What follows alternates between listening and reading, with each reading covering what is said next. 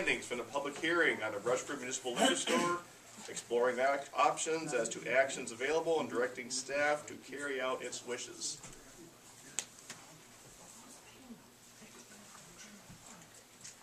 Where do we go from here, gentlemen?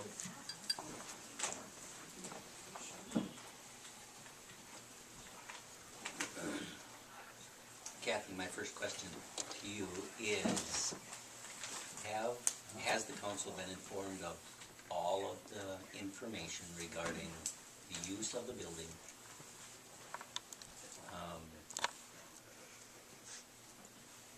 other uses, considering other uses of the building, or is there something hanging out there that we have not been apprised of?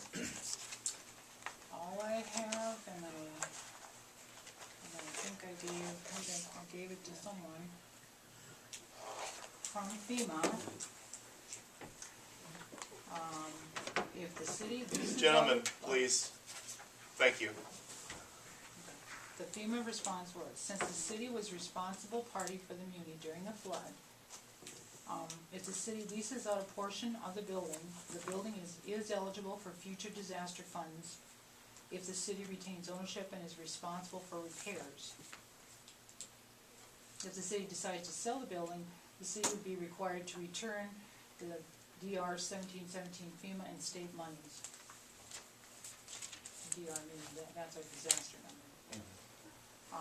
So just the statement, and then there's a link to their the FEMA site, and I did give that to Attorney Chiggle, that site. So I don't know if he's done more research on that or not, but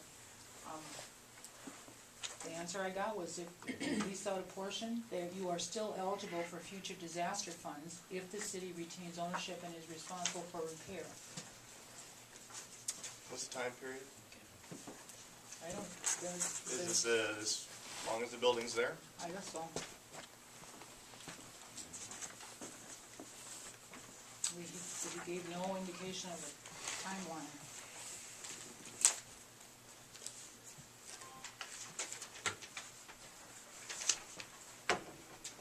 Well, yeah, I would like to thank you too for the extensive review in the PowerPoint. Very good. I appreciate it. Things that stood out to me, of course, are the aggregate losses of after 2010 projections anyway. We're looking at $215,000 of losses in the last 4 years. I wish that we could somehow get back to that point where we were averaging, say $24,000 a year in contribution to the general fund in lieu of taxes for that operation. I guess I feel personally that the margin, the operating profit margin for the municipal is lower than it should be, that it really should be more profitable if it was managed in a slightly different way. So, I think that would have been very positive too. But at the same time, I just don't see how we can continue to keep this on the back of the citizens in lieu of all of the other obligations that we have. We're not doing a good job, I don't think, right now. We have given them a year, almost a year, 11 months,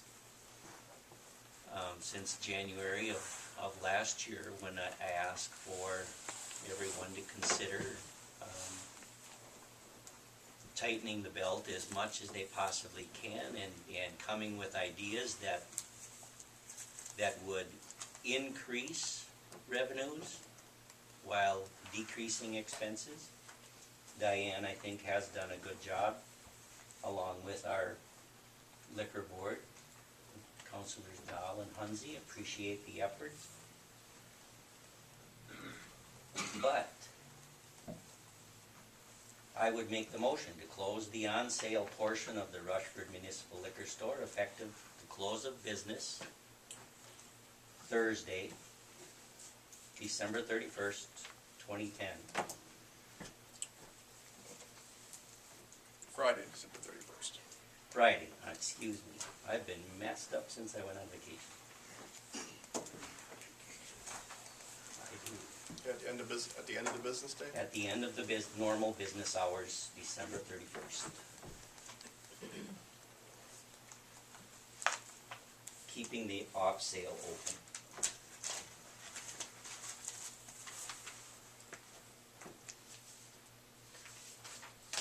I have a motion, do I have a second?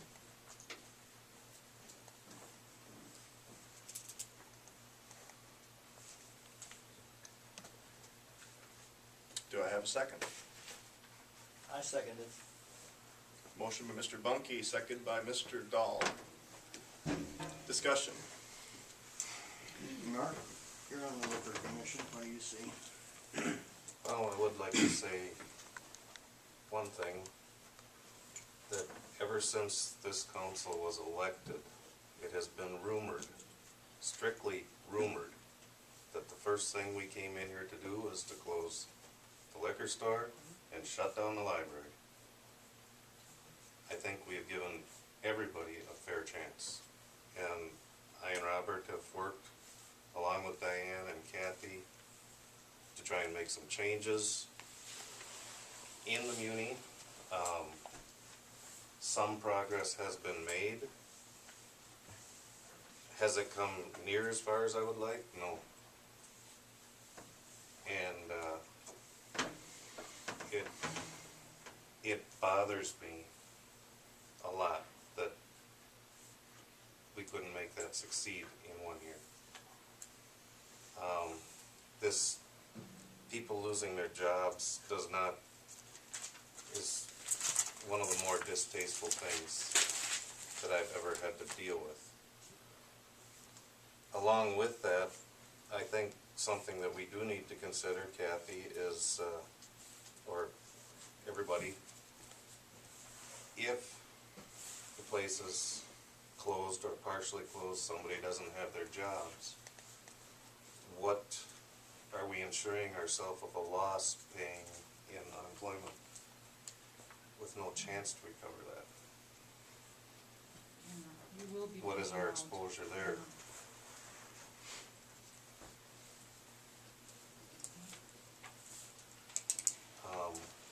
And I'm just, it's not an easy decision. If I could remind you too, that you really didn't start pushing on changes until June. It really. shouldn't have been up to us to push the changes, Kathy. But you could have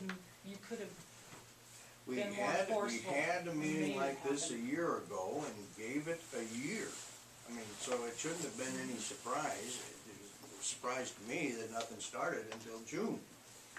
Well, and I know, but I don't think everything's been explored yet. I think there are still other things you could do, like, Ms. Anderson said, there are different changes that could be made, things that could be done.